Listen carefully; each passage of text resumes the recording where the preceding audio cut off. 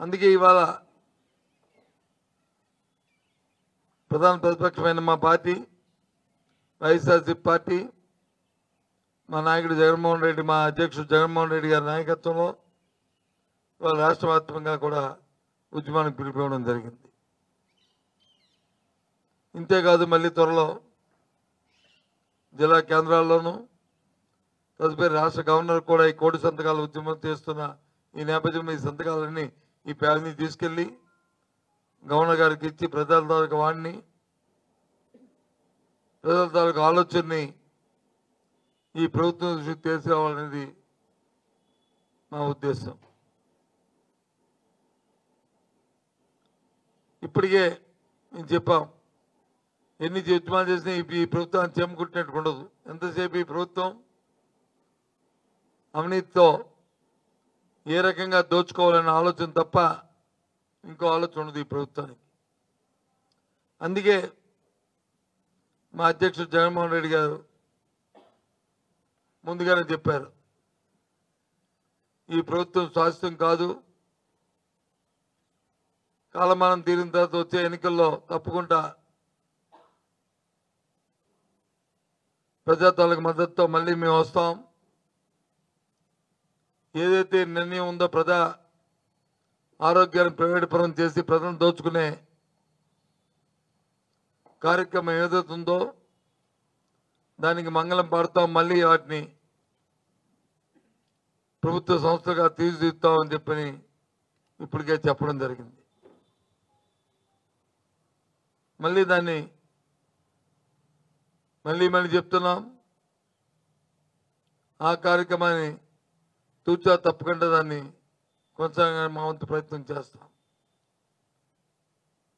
ఈ తాలూకా ఈ విధానాన్ని ఈ ప్రభుత్వం విడిచే వరకు కూడా ఈ పోరాటం కొనసాగిస్తామనే విషయాన్ని కూడా మరి మీ ద్వారా రాష్ట్ర ప్రధానికానికి మరి తెలియజేస్తున్నాం. ఇకపోతే రెండో విషయం, ఉదయాన్నే లేచిన వెంటనే పత్రికలు చదవడం అలవాటు. చూస్తాను పేపర్లో పెద్ద అడ్వర్టైజ్మెంట్లు పేపర్లో 3 లక్షల ఇళ్ళు కట్టామని చెప్పిన పేదవాడికి వచ్చి ఈ ప్రభుత్వం గొప్పలు చెప్తుంది. ఎక్కడ మీరు భూసేకరణ చేశారు? ఎప్పుడు మీరు ఇంటికి శంకుస్థాపన చేశారు? చెప్పండి ఒకసారి. తెలుగుదేశం పార్టీ నాయకులు, ముఖ్యమంత్రి గారు చంద్రబాబు నాయుడు గారు చెప్పండి, ఎప్పుడు మీరు శంకుస్థాపన చేశారో ఈ 3 లక్షల ఇంటికి? ఎప్పుడు మీరు ఈ భూసేకరణ చేశారో ఒకసారి చెప్పని ఈ ప్రభుత్వాన్ని కోరుతున్నాను, డిమాండ్ చేస్తున్నాను. ఇప్పుడు మీకున్న ఆనవాయితీ ప్రకారమే ఎవరైనా ఏదైనా కార్యక్రమం చేస్తే ఆ కార్యక్రమం నాదని చెప్పని చెప్పుకోవడం చంకలు గుద్దుకోవడం మీకు అలవాటు. అందులో భాగంగానే ఇవాళ లక్షలు పోసి అడ్వర్టైజ్మెంట్లు. ఇది వాస్తవం కాదా?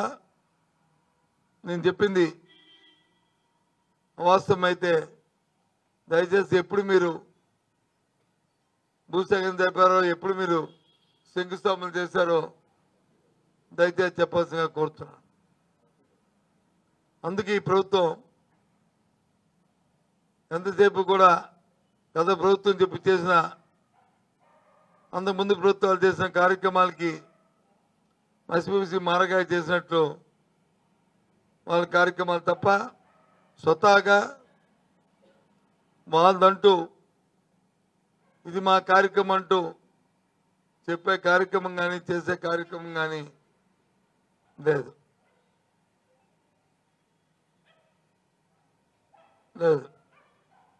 ఈ విధంగా ఈ ప్రభుత్వం కొనసాగుతుంది. మళ్ళీ చెప్తున్నాను, ఈ రాష్ట్రంలో ప్రజలందరికీ మీ ద్వారా తెలియపరుస్తున్నాం. మా పార్టీ మా అధ్యక్షుడు జగన్మోహన్ రెడ్డి తాలూకు ఆలోచనని ఈ రాష్ట్రంలో ప్రజా ఆరోగ్యం ప్రభుత్వ చేతిలోనే, ప్రభుత్వం తాలూకు కనుసరణలోనే జరగాలి. పేదవాడి తాలూకు వైద్య విద్య ప్రభుత్వ విధానంలోనే ఉండాలి. అప్పుడే పేదవాడికి న్యాయం జరుగుతుందని తెలియజేస్తున్నాం. ఓకే.